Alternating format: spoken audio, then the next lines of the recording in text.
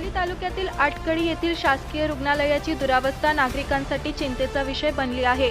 गावात शासकीय रुग्णालय असूनही येथे डॉक्टर उपलब्ध नाहीत, कर्मचारी उपलब्ध नाहीत, तसेच आवश्यक आरोग्य सुविधांचाही अभाव असल्याची तक्रार ग्रामस्थांनी केली आहे।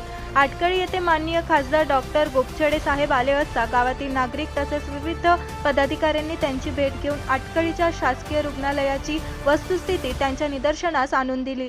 रुग्णालय केवळ नावापुरते सुरू असून प्रत्यक्षात नागरिकांना उपचारासाठी इतर ठिकाणी धाव घ्यावी लागत असल्याचे ग्रामस्थांनी खासदारांसमोर सांगितले। यावेळी आटकळी गावातील आशा सेविकांसोबतही आरोग्य व्यवस्थेबाबत चर्चा करण्यात आली। गावातील नागरिकांना प्राथमिक आरोग्य सेवा वेळेवर मिळणे अत्यंत आवश्यक असल्याचे ग्रामस्थांनी सांगितले।